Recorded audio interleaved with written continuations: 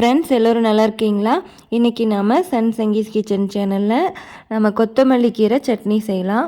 கொத்தமல்லி கீரை சட்னி உடம்புக்கு ரொம்ப நல்லது. இது தோசை, இட்லி, சப்பாத்தி, சாதத்து கூட தொட்டு சாப்பிட்றதுக்கு எல்லாத்துக்குமே டேஸ்ட்டாக இருக்கும். வாங்க எப்படி செய்யலான்ட்டு பார்க்கலாம்.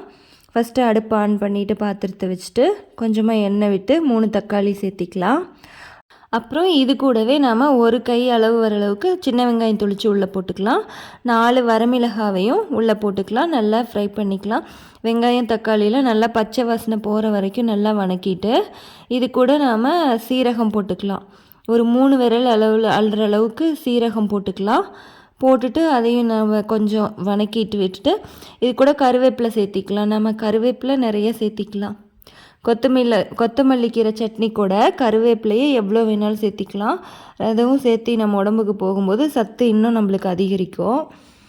கருவேப்பிலை நல்லா பொரிஞ்சு வணங்குற வரைக்கும் நல்லா கிளறி விட்டு வணக்கிட்டு அது கூட புளி சேர்த்திக்கலாம். நாம் புளி இந்த அளவுக்கு நம்ம எடுத்துக்கலாம்.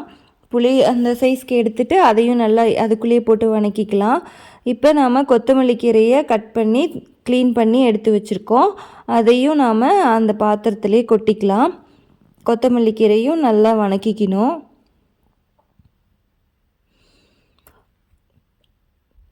கொத்தமல்லி கீரை உடம்புக்கு ரொம்ப நல்லது.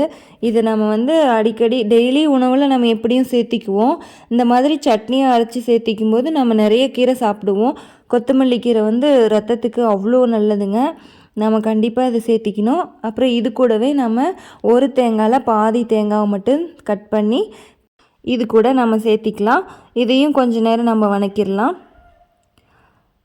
இது தேங்காய் பச்சையாக கூட நம்ம சேர்த்தி அரைக்கலாம். ஆனால் நம்ம லைட்டாக வணக்கிட்டோன்னா கொஞ்சம் கெட்டு போகாமல் இருக்கும். சட்னியும் டேஸ்ட்டும் நல்லா மனம் நல்லாயிருக்கும். ரொம்ப நேரம் இல்லை, தேங்காய் போட்டு ஒரு நிமிஷம் நம்ம இப்படி பரட்டி விட்டு சூடு ஏற்றினோன்னாவே போதும். அடுப்பு ஆஃப் பண்ணிவிட்டு ஆற வச்சிடலாம். இப்போ எல்லாமே நல்லா ஆறட்டும். ஒரு 10 நிமிஷத்தில் ஆறிடும். அவ்வளோதான், ஆறிடுச்சுங்க.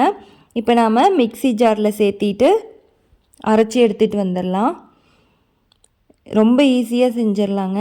எல்லோருக்குமே ரொம்ப தெரிஞ்ச ஒரு சட்னி தான். பாருங்கள், எல்லாத்தையும் நாம் ஜாருக்கு மாற்றிட்டோம். இப்போ கொஞ்சம் தேவையான அளவு உப்பு சேர்த்திக்கலாம். உப்பு சேர்த்தி அரைச்சிட்டு வந்தாச்சு. பாருங்கள், எவ்வளோ சூப்பராக க்ரீன் கலரில் சட்னி ரெடி ஆகிடுச்சு. கொத்தமல்லி கீரை சட்னி. இது எல்லோருமே நம்ம ஈஸியாக செய்யக்கூடியது தான். ஆனால் இந்த மாடலில் நீங்களும் ஒரு முறை இது மாதிரி ட்ரை பண்ணி பாருங்கள். அவ்வளோ டேஸ்ட்டாக இருந்துச்சுங்க இது சாப்பிட்றதுக்கு. கண்டிப்பாக நீங்கள் ட்ரை பண்ணி பாருங்கள் சாப்பிட்றதுக்கு.